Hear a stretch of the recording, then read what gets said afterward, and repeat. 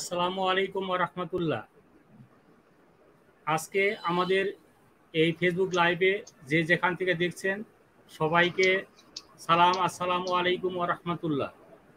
আমাদের দেখতে পাচ্ছেন আমাদের স্ক্রিনে উপস্থিত আছেন বাংলাদেশ অনলাইন হোমিওপ্যাথিক ফোরামের সম্মানিত উপদেষ্টা এবং সরকারি হোমিওপ্যাথিক মেডিকেল কলেজের সম্মানিত সহকারী অধ্যাপক ডাক্তার মোহাম্মদ নজরুল ইসলাম ভূঁইয়া স্যার। তিনি আজকে অর্গান অফ মেডিসিনের 27 অ্যাফোরিজম থেকে ধারাবাহিক আলোচনা শুরু করবেন ইনশাআল্লাহ। আপনারা এই ফেসবুক লাইভ যারা যেখান থেকে দেখছেন সকলকে স্যারের এই আলোচনা শোনার জন্য বিনীত অনুরোধ জানাচ্ছি এবং সকল বন্ধুদেরকে আজকের এই ফেসবুক লাইভ দেখার সুযোগ করে দেওয়ার জন্য সকল বন্ধুদেরকে শেয়ার করে সবাইকে সম্পৃক্ত করার জন্য বিনীত আহ্বান জানাচ্ছি। ধন্যবাদ স্যার। আপনি স্যার আলোচনা শুরু করুন স্যার। আউযু বিল্লাহি মিনাশ শাইতানির রাজীম। বিসমিল্লাহির রহমানির রহিম। আজকের এই বাংলাদেশ অনলাইন হোমিওপ্যাথিক ফোরাম কর্তৃক আয়োজিত আজকের এই ফেসবুক লাইভ এই প্রোগ্রামের পরিচালক সম্মানিত সভাপতি ডাক্তার মোহাম্মদ ইয়াকুব আলী সরকার, আমাদের সম্মানিত প্রধান উপদেষ্টা অধ্যাপক ডাক্তার ফজলুল হক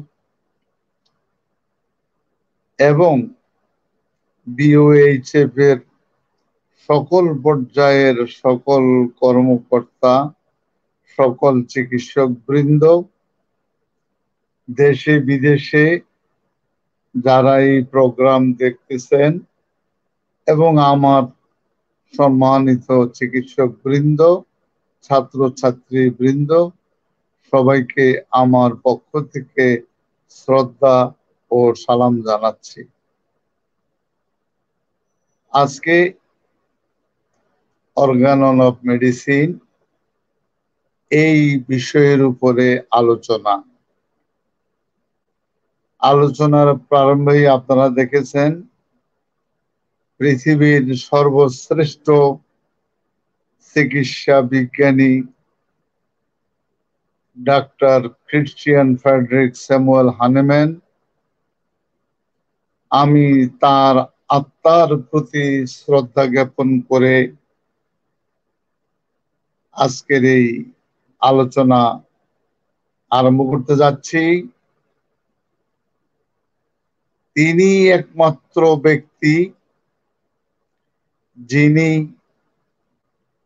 এই হোমিওপ্যাথিক চিকিৎসা বিজ্ঞানের এই আইন বইটি তৈরি করে রেখে গিয়েছিলেন, যেই আইন বইকে এক কথায় বলা হয় constitution of homeopathic medical science.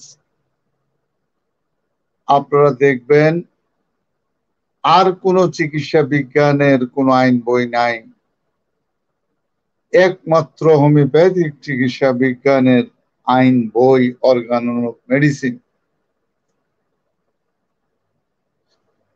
এই আইন বইটির 291টি সূত্র, তার মানে কি 291টি সূত্রের মাধ্যমে টোটাল হোমিওপ্যাথিক চিকিৎসা বিজ্ঞান কি এটা আলোকপাত করেছেন। অদ্য পর্যন্ত কোন বিজ্ঞানী এই সূত্রগুলির কোনো পরিবর্তন নাই। আমরা বাংলাদেশি হোমিওপ্যাথিক চিকিৎসক বৃন্দ আমরা মনে প্রাণে বিশ্বাস করি যে হোমিওপ্যাথিক চিকিৎসা বিজ্ঞানের একমাত্র চালিকা শক্তি অর্গান অফ মেডিসিন। আমরা সরকারের সাথে আন্দোলন চালিয়ে যাচ্ছি যাতে হোমিওপ্যাথির চিকিৎসা বিজ্ঞানের আইনটি হয় অর্গান অফ মেডিসিনের আলোকে আমরা চেষ্টা চালিয়ে যাচ্ছি। ইনশাআল্লাহ দেখা যাক এই আইনটাকে আমরা কতটা বাস্তবে রূপ দিতে পারবো। হাওয়ার আজকে আমরা আলোচনা করব অ্যাফোরিজম নাম্বার 27 থেকে। আপনারা ভালো করে জানেন, আমার চিকিৎসক বন্ধুরা, আপনারা জানেন যে ক্লাসের মধ্যে আমরা অর্গানন বিষয়ে যখনই ক্লাস হইতো তখনই সেই ক্লাসের মধ্যে ছাত্রছাত্রীর সংখ্যা খুবই নগণ্য হইত। তার মানে কি, আমরা বেসিক্যালি এই বিষয়টা বুঝতাম না, মনে প্রাণে আমরা এটা পড়তামও না। আর যারা পড়াতেন হয়তো বা ওনারাও আমাদের মনকে আকর্ষণ করতে পারেন নাই। আজকে চিকিৎসার ক্ষেত্রে এসে আমরা দেখি প্রত্যেকটা পদে পদে, রন্ধ্রে রন্ধ্রে, প্রত্যেকটা মিনিটে আমরা রোগীর ক্ষেত্রে দেখি অর্গাননের প্রয়োজনীয়তা। উইদাউট অর্গানন অফ মেডিসিন একটা রোগীও আমাদের, একটা ক্রনিক কেস চিকিৎসা করা আমাদের পক্ষে কোনো ক্রমেই সম্ভব না, অন্তত আমার পক্ষে না। যার কারণে আপনারা দেখেছেন আপনাদের সিলেবাসের মধ্যে ফার্স্ট ইয়ার থেকে ফোর্থ ইয়ার পর্যন্ত এই অর্গানন অফ মেডিসিন আছেই, শুধু ফাইনাল ইয়ারে নাই। তাহলে কতটা গুরুত্ব! এই গুরুত্বপূর্ণ বইটি আমরা আমরা এর অন্তর্নিহিত তাৎপর্যগুলি আমরা লেখাপড়ার মধ্য থেকে আমরা বাদ দিয়েছি, আমরা পড়ি না। আমাদের পড়া উচিত, আমাদের বোঝা উচিত। মনে রাখবেন, পড়ার কোনো শেষ নাই, বুঝারও কোনো শেষ নাই। আজকে অ্যাফোরিজম নাম্বার 27 কি বলেছে? 27 বলেছে the curative power of the medicine. আপনাকে বুঝতে হবে, the curative power of the medicine. দুইটা শব্দ, একটা হলো, তিনটা শব্দ, একটা হলো কিউরেটিভ পাওয়ার, আর একটা হলো মেডিসিন। তার মানে আরোগ্যদায়িনী শক্তি, ঔষধের আরোগ্যদায়িনী শক্তি থাকতে হবে ওষুধের মধ্যে, রোগকে আরোগ্য করার শক্তি থাকতে হবে, তাহলেই আমার আরোগ্য সম্ভব। তাহলে curative power of the medicine. তা এখন আমরা কিভাবে বুঝবো কোন ওষুধের মধ্যে বা কোন পাওয়ারের মধ্যে, কোন অবস্থায়, কোন শক্তি কোন রোগের উপরে অথবা কোন রোগজ লক্ষণের উপরে কতটুকু প্রভাব বিস্তার করে, তা একজন চিকিৎসক হিসেবে আমাদেরকে বুঝতে হবে। আমাদের বুঝার রাস্তা কি? বুঝার রাস্তাটা হলো আপনাকে বুঝতে হবে বেসিক্যালি ওষুধটা কি। ওষুধের দুইটা গুণ, একটা হলো to create the disease and to cure the disease. ওষুধের কাজ হলো রোগ সৃষ্টি করা, ওষুধের কাজ হলো রোগ আরোগ্য করা। তাহলে কখন ওষুধ রোগ সৃষ্টি করে? আপনাকে বুঝতে হবে যখন ওষুধকে আপনার ওষুধকে যখন স্থূল মাত্রায় ব্যবহার করা হয়,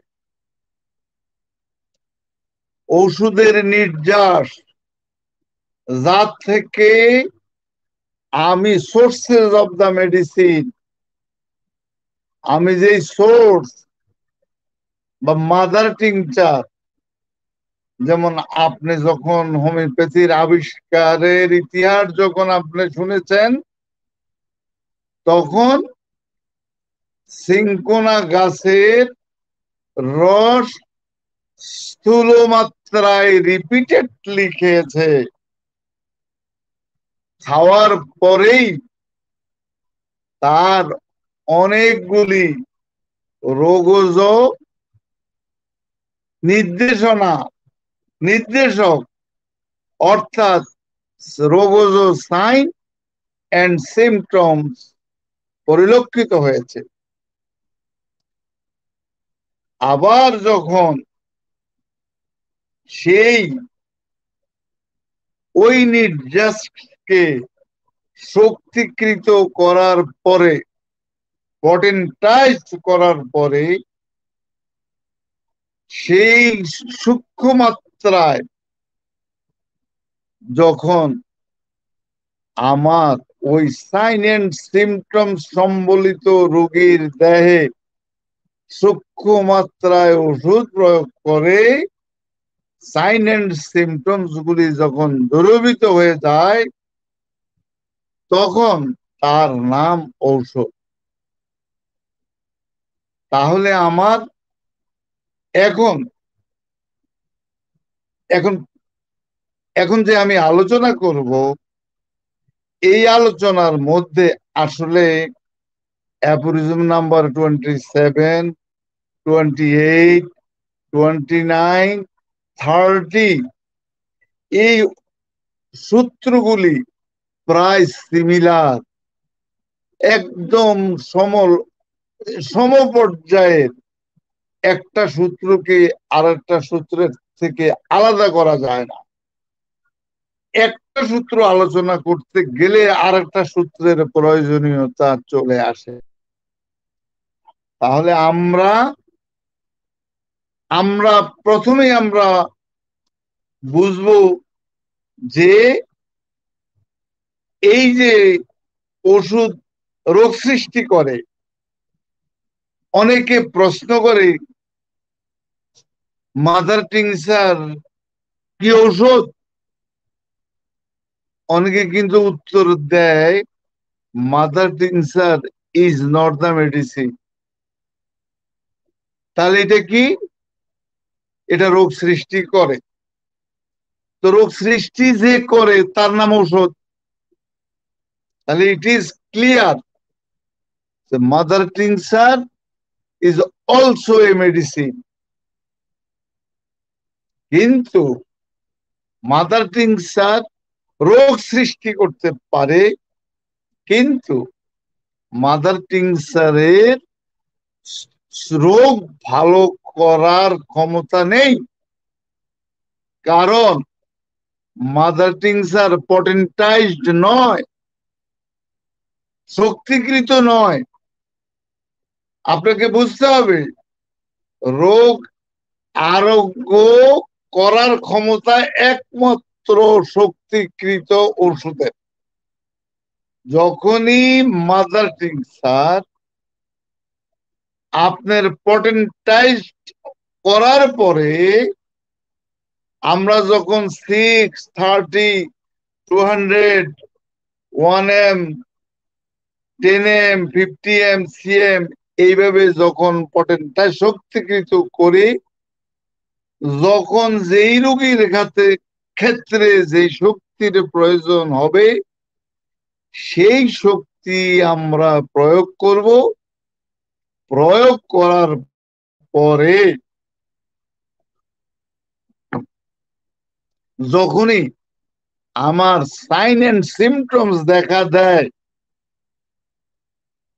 সাইন এন্ড সিমটমস সাইমultaneously স্থূল মাত্রায় সাইন এন্ড সিমটমস দেখা দিবে। এখন প্রশ্ন আসবে, আমাকে প্রশ্ন করবেন, যদি মাদার টিংসার ঔষধি না হয় তাহলে বিভিন্ন বড় বড় রাইটাররা, যেমন বরিকের মতো, who is one of the pillar of the homeopathic medical science, ওনার বইয়ের মধ্যে প্রায় ওষুধে দেখা যাচ্ছে ইউজেস অফ মাদার টিংসার। আপনি যখন হানেম্যানের ক্রনিক ডিজিজ নিয়ে যখন আপনি লেখাপড়া করবেন, তখন আপনি দেখবেন সেখানে পরিষ্কার যে শক্তিকৃত ওষুধ একমাত্রই সূক্ষ্ম মাত্রায় শক্তিকৃত ওষুধ রোগ আরোগ্য করতে পারে। তাহলে মাদার টিংসারের ফাংশনটা কি? মাদার টিংসারের ফাংশন, ইট ইজ ক্লিয়ার যে সে রোগ সৃষ্টি করতে পারে। আর কি করতে পারে? নিশ্চয়ই আরো কিছু একটা করতে পারে। যদি আরো কিছু একটা করতে না পারত, তাহলে বরিক কেন ইউজেস মাদার টিংসার ব্যবহারের কথা বললেন? আমরা কি বলতে পারি যে বরিক তিনি ভালো চিকিৎসক নন? এই কথাটা কি আমরা বলতে পারি? এই কথাটা তো আমরা বলতে পারি না। তাহলে বরিক মাদার টিংসার যে ব্যবহার করলেন, এই মাদার টিংসার ব্যবহারের প্রেক্ষাপটে কি হয়? অন্তত ও রোগটা কিউর, রোগ যে কিউর হবে না এটা সত্য, বাট রোগটা সাময়িক সময়ের জন্য রোগের সিরিয়াসনেস, রোগের সিরিয়াস অবস্থা সাময়িক সময়ের জন্য কি হবে?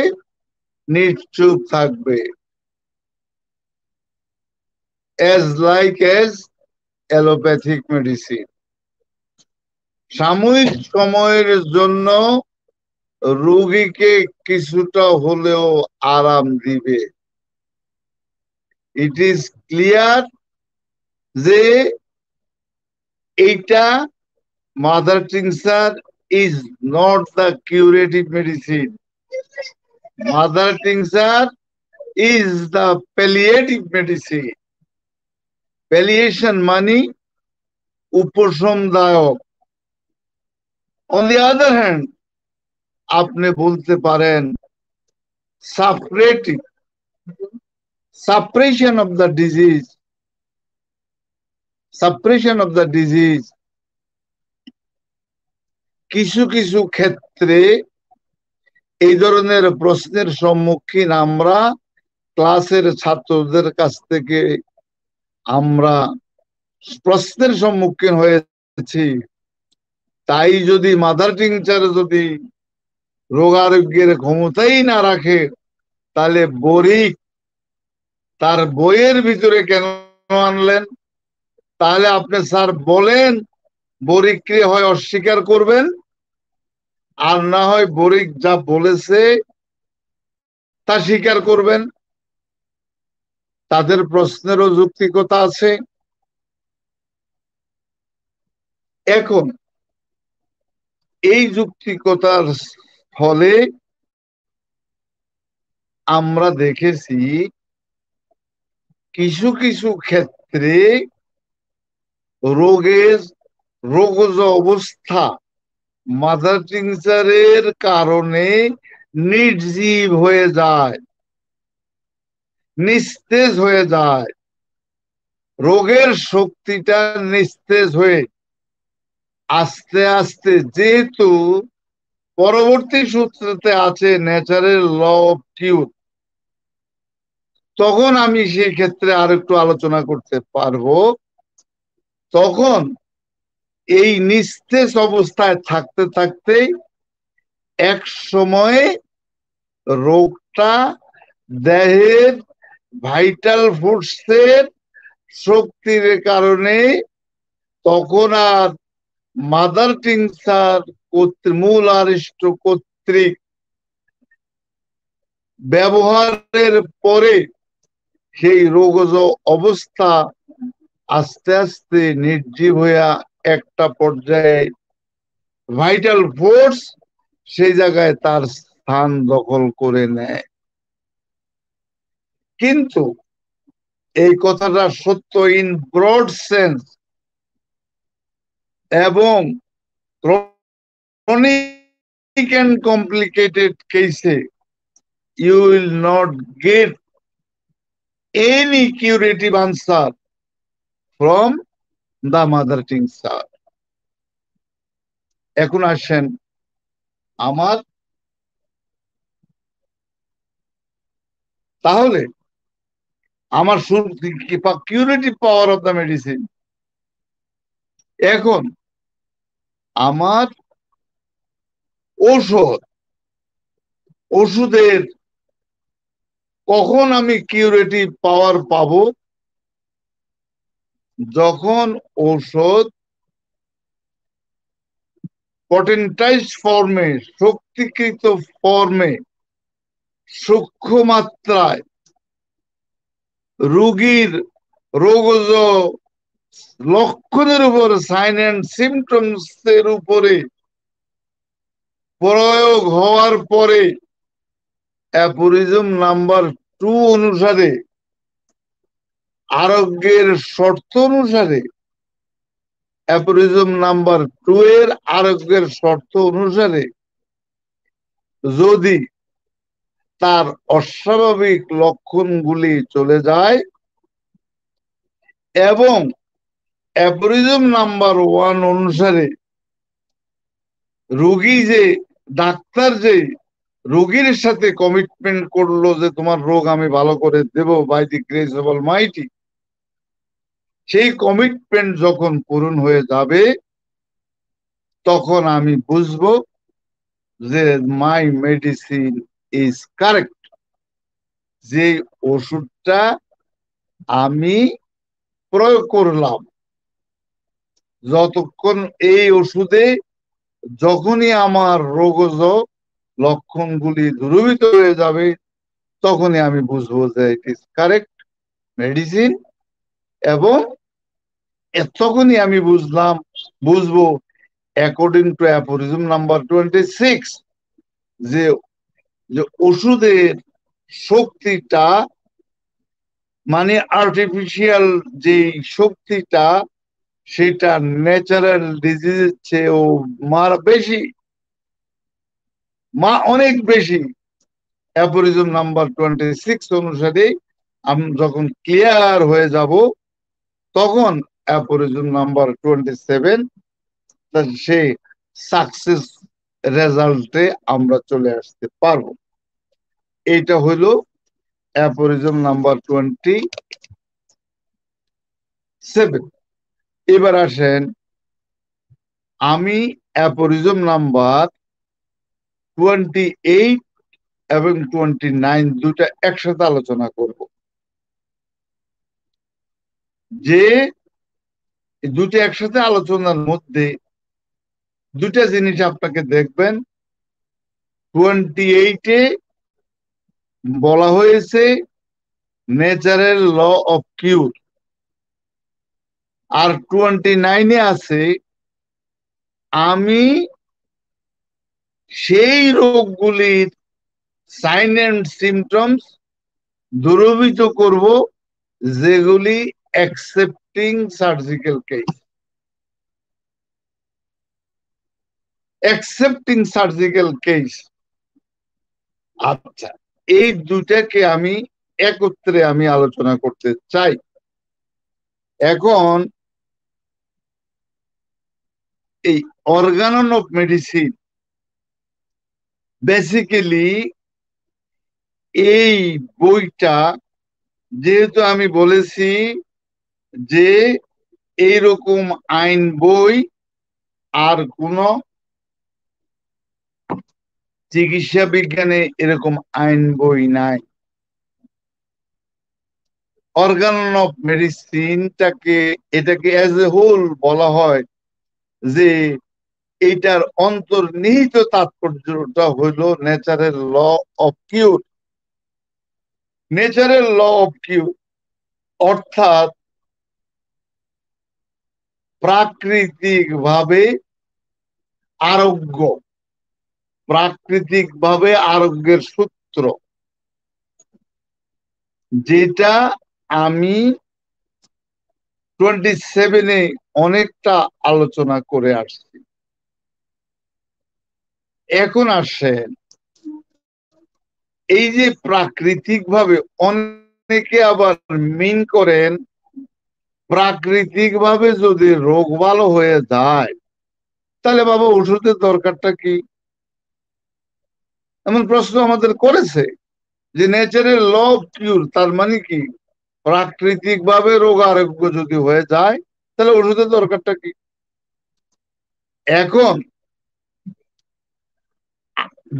এখন আমার বিষয়টা হইল বস্তু, উৎস, সোর্স। আপনাকে বুঝতে হবে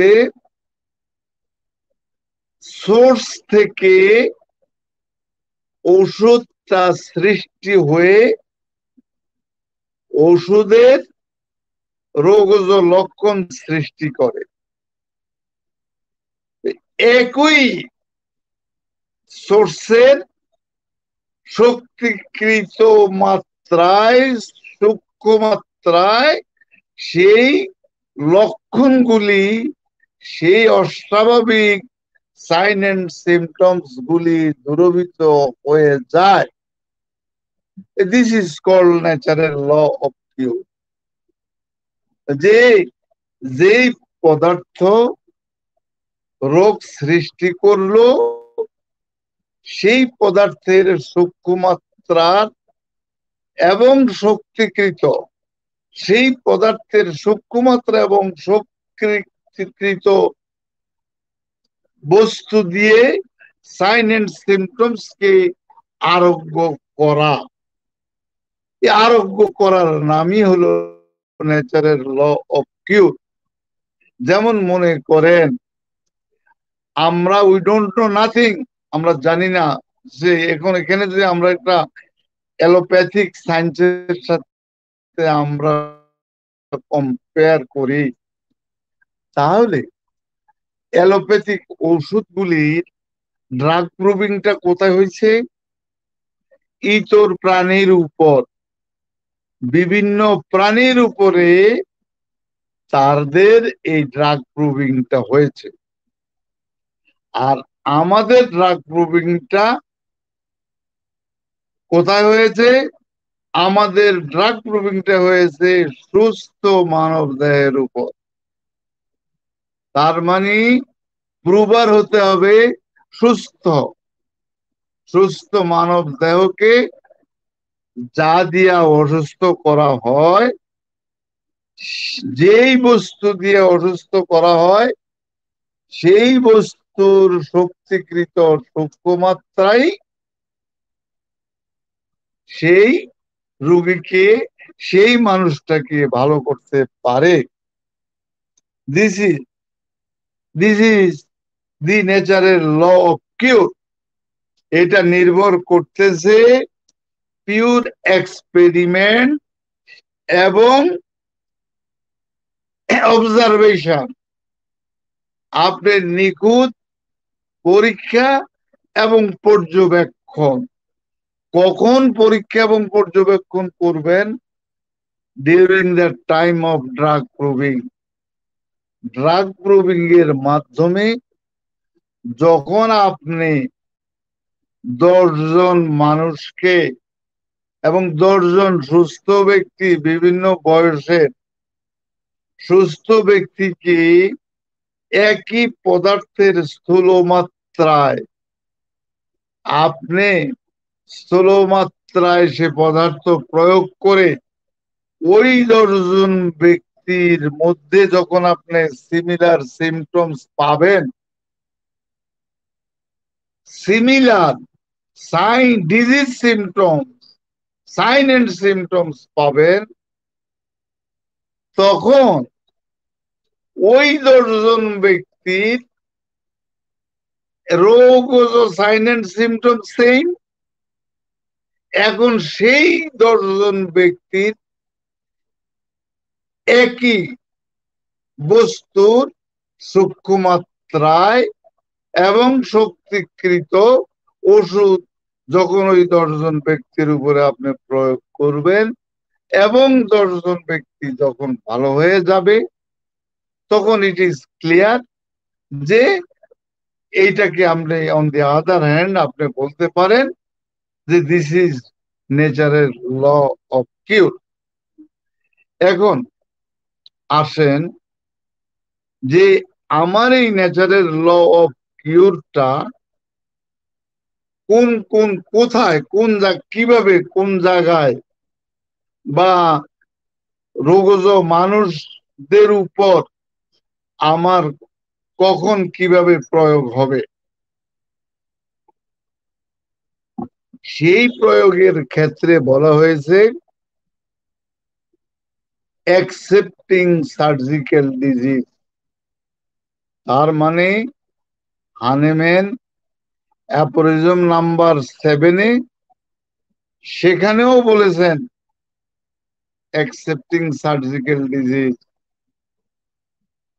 হানেম্যান অ্যাপোরিজম নাম্বার 29-এও বলেছেন অ্যাকসেপ্টিং সার্জিক্যাল ডিজিজ। আর প্র্যাকটিক্যালি আমি পেয়েছি, বাস্তবে আমি পেয়েছি, সে উদাহরণটা আমি আপনাদেরকে আগে দিছি বলে আমার মনে হয়, তারপরেও আজকে আবার দিতে চাই।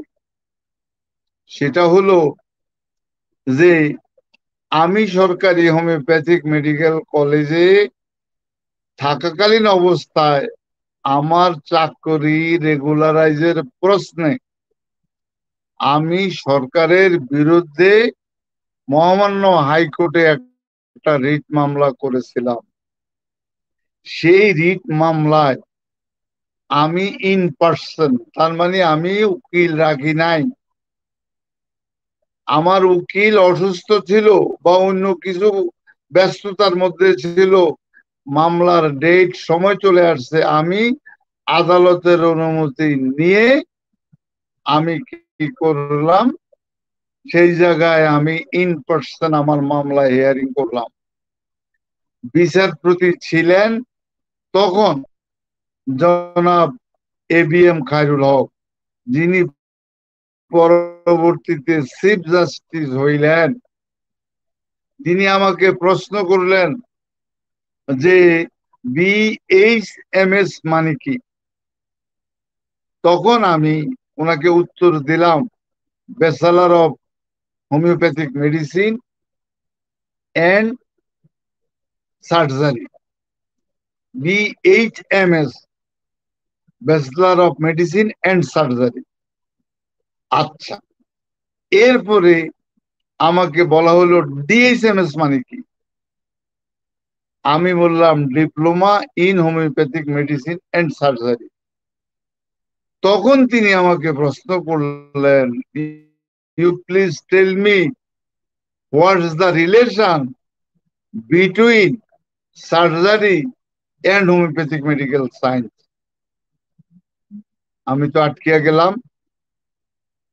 2 নম্বর প্রশ্ন করলেন, হানেম্যান কি সার্জিক্যাল কেসগুলির ট্রিটমেন্টের কথা বলা হয়েছে বলেছে? তখন আমি বললাম জি না স্যার। তাহলে আপনারা কেন BHMS লিখেন, আপনারা কেন DHMS লিখেন?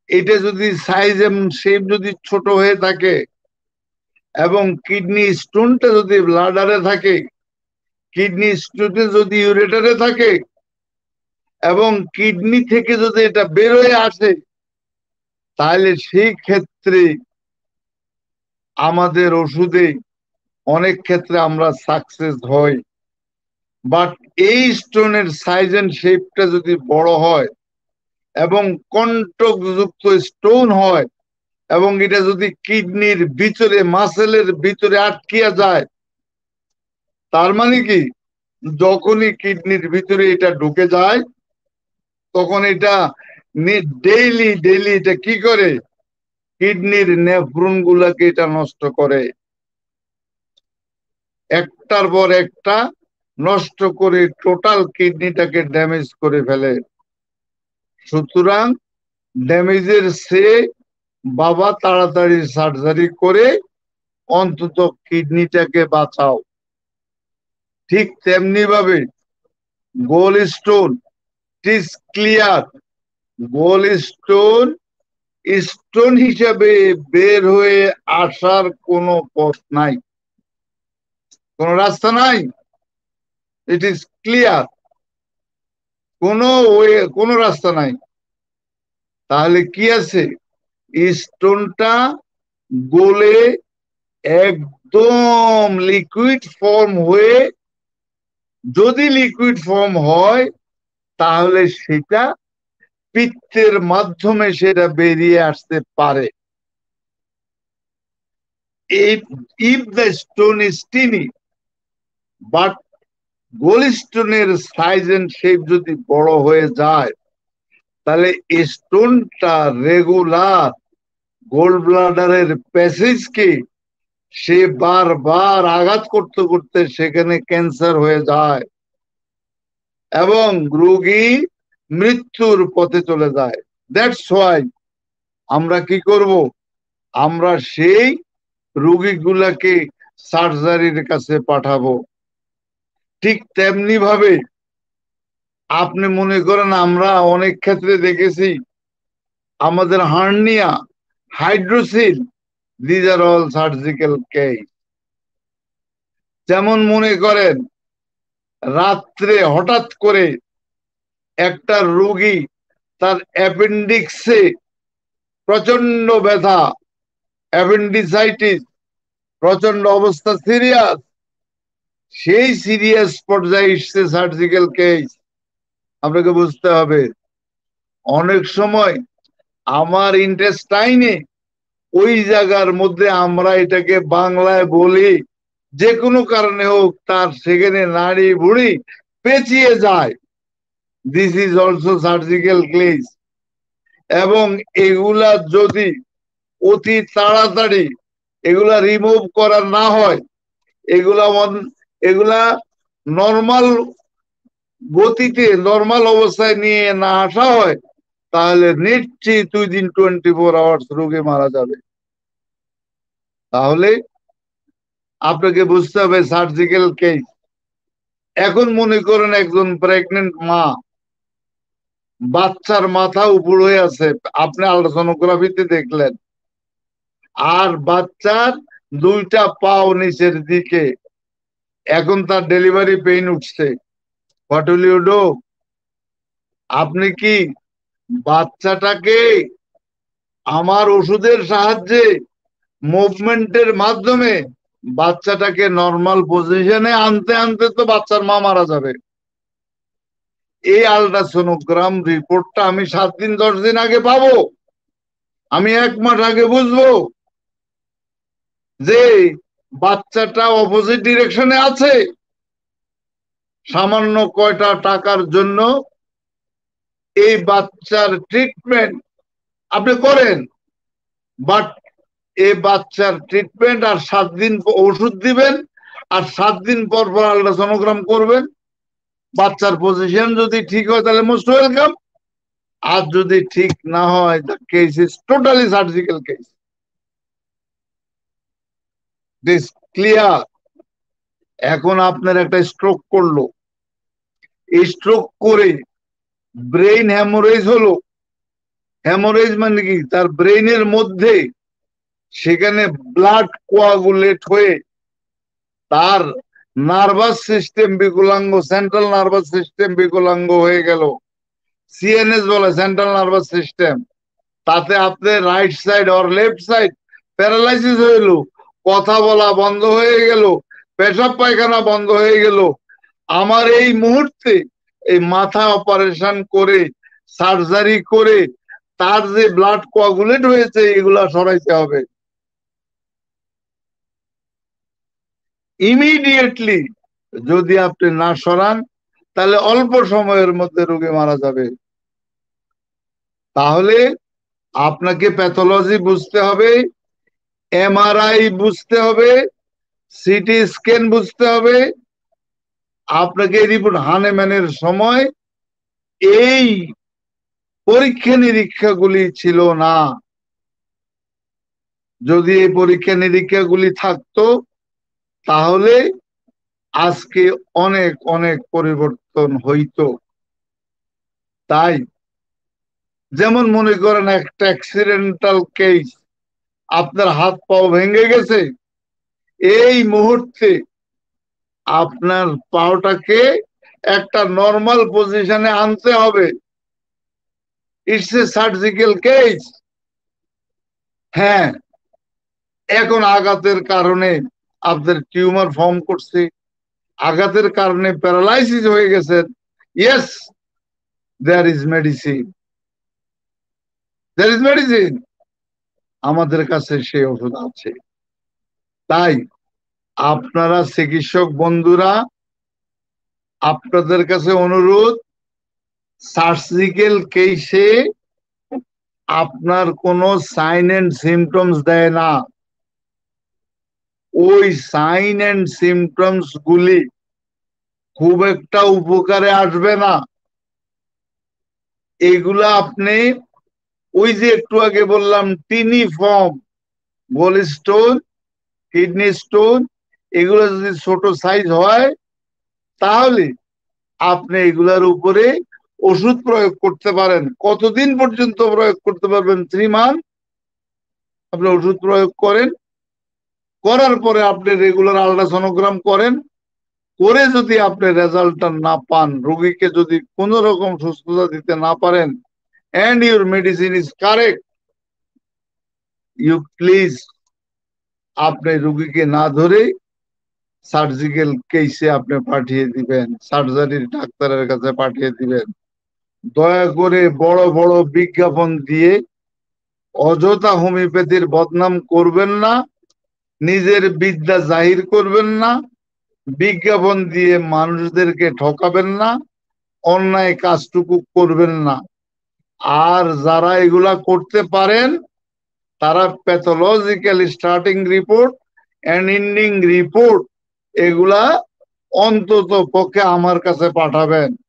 আমি গভর্নমেন্টের সাথে ফাইট করব। এই দেখেন হোমিওপ্যাথি সার্জিক্যাল কেসেও আমার হোমিওপ্যাথি জয় জয় জয়াকার, অনেক ক্ষেত্রে জয়লাভ করেছে দেখেন।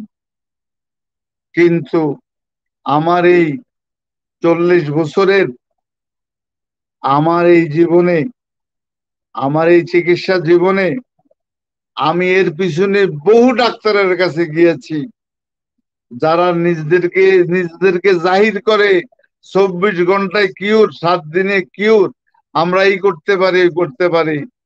তাদের কাছে আমি গিয়েছি, বাট তারা আমাকে মাসের পর মাস ঘুরাইয়া আমাকে রেজাল্ট দিয়েছে 0। আমি WHO বিরাট এক প্রোগ্রামে, আপনারা হোমিওপ্যাথিক ডাক্তাররা hepatitis B virus positively negative করতে পারেন, আপনারা বড় বড় বিজ্ঞাপন দিলেন, এই বিজ্ঞাপনগুলি WHOর নজরে আসছে।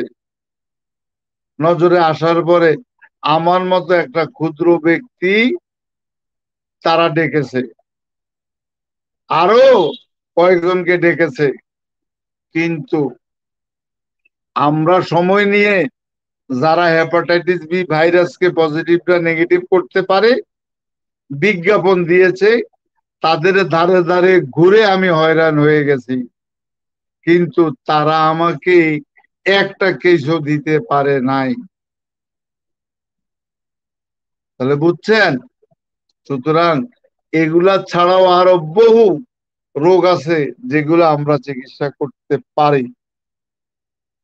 এখন আসেন অ্যাপরিজম নাম্বার, আমি 29, 28, 29-এ আর একটু কথা বলি, আর একটা অ্যাপরিজম যদি সম্ভব হয় আমি আলাপ করব। মনে রাখবেন আমাদের রোগ হলো দুইটা রোগ, disease, acute disease, chronic disease. এবার ক্রনিক ডিজিজের শাখা প্রশাখা আছে। অ্যাপরিজম নাম্বার 5 অনুসারে আমার অ্যাকিউট ডিজিজের ট্রিটমেন্টের কথা সেখানে বলা আছে অ্যাপরিজম নাম্বার 5-এ। ক্রনিক ডিজিজের চিকিৎসার কথাও বলা আছে। এখন আপনার সিমটমস ইজ কারেক্ট, আরে সিলেকশন ইজ কারেক্ট, আপনি জেলসিমিয়াম কারেক্ট, আপনি দিলেন জেলসিমিয়াম 30, আপনি কনফার্ম। আপনার 3 দিন পরে রোগী আইসা বলল আপনারে অপমান করলো, অপমান করে বলল ডাক্তার তুমি কি ওষুধ দিলে, আমার তো ভালো হইলো না। আপনি ডাক্তার কি করলেন? আপনি ডাক্তার সোজা অন্যদিকে চলে গেলেন, অন্য ওষুধের দিকে চলে গেলেন, কিন্তু আপনি একবারও বুঝতে পারলেন না আপনার জেলসিমিয়াম যে কারেক্ট, আপনার ওষুধ কারেক্ট। তাহলে এই জায়গার মধ্যে ভুলটা কোথায়? ভুল দুই ক্ষেত্রে। পিউরিটি অফ দ্য মেডিসিন, ওষুধটা পিওর কিনা, আপনি সঠিক জায়গা থেকে ওষুধটা কিনছেন কিনা, এই হলো একটা। 2 নম্বর হলো ওষুধের মাত্রাটা ঠিক আছে কিনা। 3 নম্বর হলো আমাদের অনেক হোমিওপ্যাথিক ডাক্তাররা এই 30-200 পটেন্সিকে কোনো ওষুধে মনে করে না।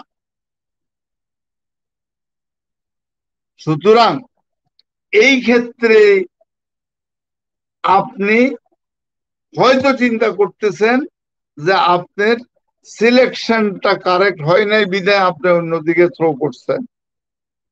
ওয়াই? আপনি নিজের ভুলটা আগে দেখেন। আপনি যদি হানেম্যানের লিখিত ক্রনিক ডিজিজ বইটা আপনি পড়েন, তাহলে ক্রনিক ডিজিজ বইতে হানেম্যান নিজে উল্লেখ করেছেন আমাদের অনেক হোমিওপ্যাথিক ডাক্তার তারা 630 এই ছোট পাওয়ারের ওষুধকে অবজ্ঞা করে, ওষুধ বলে মনে করে না। এইটা আপনাদের ভাবা ঠিক নয়। আপনারা এই জায়গার মধ্যে ভুলটা বাইর করেন যে কেন আমার জেলসিমিয়াম কাজ করলো না। সেই জায়গায় আপনি পটেন্সিকে চেঞ্জ করেন, আপনি পটেন্সি অগ্রসর হন, আপনি 200 এর জায়গা 1 যান। আবার এটাও চিন্তা করবেন আপনি গেলেন 1 সেই জায়গার মধ্যে আপনি কি রিপিটেডলি ব্যবহার করতেছেন। মনে রাখবেন ওই যে আগে বললাম ওষুধ স্থূল মাত্রায় রোগ সৃষ্টি করে, শুধু স্থূল মাত্রা না সূক্ষ্ম মাত্রায়ও রোগ সৃষ্টি করতে পারে, সূক্ষ্ম মাত্রায়ও এবং পটেন্সি দিয়েও রোগ সৃষ্টি হইতে পারে। কখন? যদি সেই পটেন্সি আপনি রিপিটেডলি ব্যবহার করেন। দরকার 2টা ডোজ, আপনি জিহ্বার মধ্যে দিয়ে দিলেন ফোঁটা মাত্রায়, আপনি অর্গাননের কোন জায়গায় একটা অক্ষর দেখাতে পারবেন? আপনার কাছে রুগী আসলে বেলেডোনা, ব্রাইনিয়া, জেলসিমিয়াম আপনার জিহ্বার মধ্যে 30-200 ফোঁটা মাত্রায় দিয়ে দিলেন, আপনি দেখাতে পারবেন অর্গাননের কোথাও? অথবা অথবা ক্লিনিক্যালি আপনি আইডেন্টিফাই করতে পারবেন, বলতে পারবেন অমুক ডাক্তার, অমুক চিকিৎসক তিনি এইভাবে ফোঁটা মাত্রায় দিয়েছেন। বরং অর্গাননের গাইডলাইন হলো 6th এডিশনে আপনাকে ক্লিয়ার বলে দিয়েছে 50 মিলিসিমাল স্কেলে আপনি 50 সহস্রতমিক পদ্ধতিতে আপনি ওষুধ ব্যবহার করেন। আচ্ছা ঠিক আছে, অনেকে আবার 6th এডিশন নিয়ে অ্যালার্জি আছে, ওকে 6th এডিশন হানেম্যানের আমলে এটা পাবলিশড হয় নাই। হানেম্যান পাণ্ডুলিপি তৈরি করে গেছেন কিন্তু পাবলিশ করেন নাই। এই নিয়ে আমাদের চুলকানি আছে, ওকে চুলকানির মধ্যে থাকি। আরে বাবা 5th এডিশনে আসো, 5th এডিশনের মধ্যে তুমি সেন্টিসিমাল পদ্ধতিতে 30-200 আসো। 30-200 এর মধ্যে কোন জায়গায় কি বলা হয়েছে আপনি ফোঁটা মাত্রায় দেন? আপনার তো কোনো জায়গায় বলে নাই। সেখানে কি বলছে? আপনি সেখানেও আপনি পিলে 4 আউন্স ডিস্টিলড ওয়াটারে আপনার ওই সিলেক্টেড পাওয়ারের মেডিসিনটা সেই জায়গায় দিবেন, একটা কি দুইটা মাত্র পিল দিয়ে আপনি সেই জায়গার মধ্যে অ্যাজ পার ডিরেকশন আপনার মাত্রা তত্ত্ব যখন আমরা পড়ব এবং মাত্রা তত্ত্ব কিভাবে প্রয়োগ করতে বলেছে সেই অনুসারে আপনি করবেন। সুতরাং সেইটা আপনি না করে যদি আপনি সেই জায়গার মধ্যে রিপিটেড ইউজ করেন, আপনি থুজা 10 m পালসরিলা 50 m আপনি সিলেক্ট করলেন আর রিপিটেডলি দিলেন, তাহলে রোগটা ওষুধ নির্বাচনটা ঠিক হইল। এত সুন্দরভাবে এত কষ্ট করে ওষুধ নির্বাচন করলেন কিন্তু আপনি প্রয়োগ করলেন রিপিটেডলি, আপনাকে তো তা করতে বলে নাই অর্গাননে, আপনি অর্গানন মানলেন না। এজ এ রেজাল্ট কি হবে? ডিজিজ তো ভালো হইল না, বরং আরো ডিজিজ সিমটমস আরো সিরিয়াস আকারে দেখা দিবে, which is more and more dangerous than natural disease. যেই এটা আরো বেশি মারাত্মক এবং ইট ইজ কমপ্লিটলি ইনকিউরেবল, এবং রোগীকে আপনি মৃত্যুর পথে ঠেলে দিলেন। সুতরাং বাবা দুইটা জিনিস, একটা হলো ওষুধ নির্বাচন করতে পাচ্ছেন না, 7 দিন অনৌষধি দিয়ে বিদায় করেন। মনে রাখবেন অ্যাকিউট ডিজিজ বিনা ওষুধে এমনি 7 দিনে ভালো হয়ে যায় না, রোগী মরে যায়, বুঝছেন?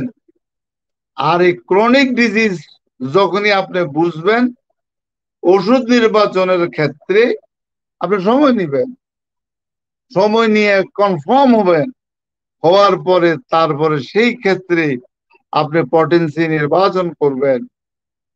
পটেন্সি কোন ক্ষেত্রে কত পাওয়ারের ওষুধ আপনাকে প্রয়োগ করতে হবে সেটা আমরা পরবর্তীতে আলাপ আলোচনা করব। এখন আপাতত 29-এ এই পর্যন্ত আমাদের আজকের আলোচনা। এখন 30-এর দুইটা লাইন আলোচনা করি, আমি 30 শেষ করে দিতেছি, আর অগ্রসর হব না। 30-এর সূত্রটার কনক্লুশনটা হলো disease and medicinal force, disease force and medicinal force all the same. আমরা 27, 28, 29-এ যা পড়েছি তাই। Disease force, medicinal force, medicinal force মানে কি? Artificial disease. আর অরিজিনাল ডিজিজ মানে কি? Natural disease. তার মানে কি? আর্টিফিশিয়াল ডিজিজ মানে ওষুধকে বলা হয় আর্টিফিশিয়াল ডিজিজ। ওষুধ কি করে? ওষুধের আর্টিফিশিয়াল ডিজিজ সৃষ্টি করে।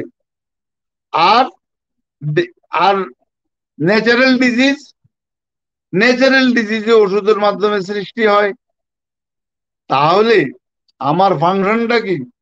আমার ফাংশনটা হলো আর্টিফিশিয়াল ডিজিজ দিয়া ন্যাচারাল ডিজিজটাকে দৌড়াবো, অর্থাৎ ন্যাচারাল ডিজিজের শক্তিটাকে শেষ করে দিব আর্টিফিশিয়াল ডিজিজের শক্তি দিয়া, অর্থাৎ ন্যাচারাল ডিজিজের উপরে আর্টিফিশিয়াল ডিজিজ ফোর্সটাকে প্রতিস্থাপন করব।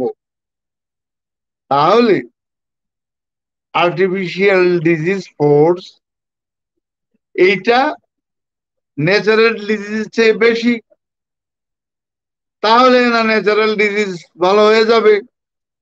মনে রাখবেন, এখন যদি আপনি ন্যাচারাল ডিজিজ ভালো করতে গিয়ে আর্টিফিশিয়াল ফোর্স বেশি প্রয়োগ করেন, তাহলে হিতে বিপরীত হবে।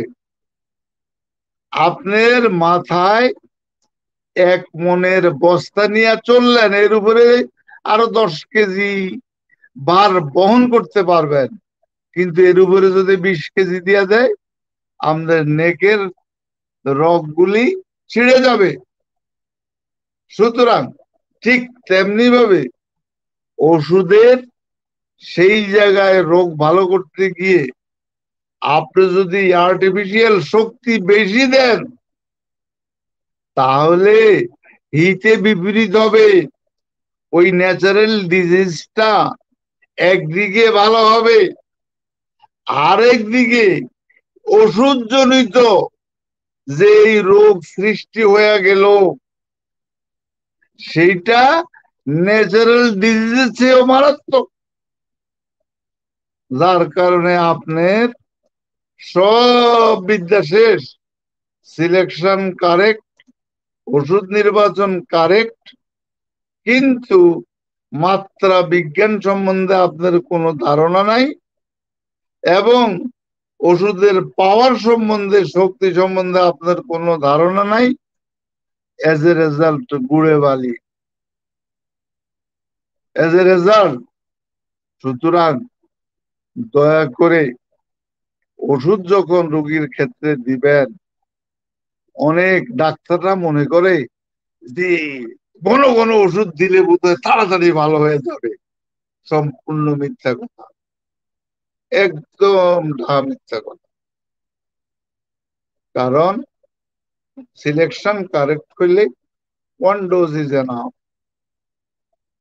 1 dose if the selection is correct. সুতরাং এই বিষয়গুলি আপনারা লক্ষ্য রাখবেন। আপনারা ইয়ং এনার্জেটিক ডাক্তার, আমাদেরকে বুঝানোর মতো শিক্ষকের সংখ্যা খুবই কম ছিল। আমরা যাদের কাছে পড়েছি ওনাদের কোনো দোষ দিব না, কারণ তখন কলেজের সংখ্যা ছিল নগণ্য, হোমিওপ্যাথির প্রচার প্রসার ছিল কম, ওনাদের বিদ্যা ছিল কম। এখন আজকে আমার মতো বৃদ্ধ বয়োবৃদ্ধ আমি আমার ছেলের কাছে পরাজিত, কারণ আমি নিজে মোবাইল ব্যবহারই জানি না। আর এই মোবাইল দিয়া, নেট দিয়া সারা পৃথিবী আপনারা ঘুরেন, তাহলে আপনাদের বিদ্যা আমার চেয়ে 100 গুণ বেশি। ইট ইজ ক্লিয়ার। সুতরাং এই বিদ্যাটা এই হোমিওপ্যাথির কাজে লাগান, হোমিওপ্যাথিক চিকিৎসা বিজ্ঞানের কাজে লাগান। তাতে কি হবে? তাতে আমার অসহায় মানুষগুলি, রোগগুলি ভালো হবে। মনে রাখবেন, এটা সত্য। মডার্ন সায়েন্স, মডার্ন মেডিসিন সাপ্রেস্ট করতে পারে, বাট 100 কিউর করতে আমি বলবো না, কিউর করতে পারে না। অ্যাকিউট কেসের কিউর করতে পারে, ক্রনিক কেসগুলি, তারা সার্জিক্যাল কেসগুলি সার্জারি দিয়ে কারবার করতে পারে। আপনি যদি দেখেন একটা ডায়াবেটিসের রোগী, নো, তারা কি করতে পারে? নিউট্রালাইজ করতে পারে ফর দি টাইম বিং। এইভাবে অনেকগুলি রোগ আছে যেগুলো নিউট্রালাইজ করতে, একটা পাইলস পর্যন্ত কোনো ওষুধ নাই হেমোরয়েডস এর যেটাতে ওনাদের কোনো ওষুধ নাই যে ওষুধে একটা পাইলস ভালো হইতে পারে। দ্যাটস ওয়াই আপনারা মনোযোগী হন, ভালোভাবে লেখাপড়া করেন। আজকের আলোচনা এখানেই শেষ। আমার আলোচনায় কোনো ভুল ত্রুটি অবশ্যই আছে, আপনারা ক্ষমা সুন্দর দৃষ্টিতে দেখবেন। সবাইকে ধন্যবাদ। ধন্যবাদ আমাদের শ্রদ্ধেয় উপদেষ্টা স্যারকে। তিনি আজকের আলোচনার মধ্যে কিছু নতুন নতুন কথা বলেছেন, যেটা আমি নিজেও আগে জানতাম না। বিষয়টা হলো সার্জিক্যাল বিষয়ে আমাদের যে জ্ঞান, আমাদের যে দক্ষতা, সেখানে আমাদের কেন আমাদের এই সার্জিক্যাল শব্দটা আমাদের সার্টিফিকেটের সাথে সংযুক্ত রয়েছে, সেই ইতিহাস আজকে স্যারের কাছে জানতে পারলাম। স্যারের কাছে কৃতজ্ঞতা জানাচ্ছি। স্যারের জন্য দীর্ঘায়ু এবং সুস্থতা কামনা করে আজকের এই ফেসবুক লাইভ সমাপ্ত ঘোষণা করছি। এবং আগামী মঙ্গলবার স্যার যদি সুস্থ থাকেন, ইনশাল্লাহ আবার নতুন টপিকস নিয়ে আপনাদের সম্মুখে হাজির হব ইনশাআল্লাহ। আপনাদের জন্য শুভকামনা। আল্লাহ হাফেজ।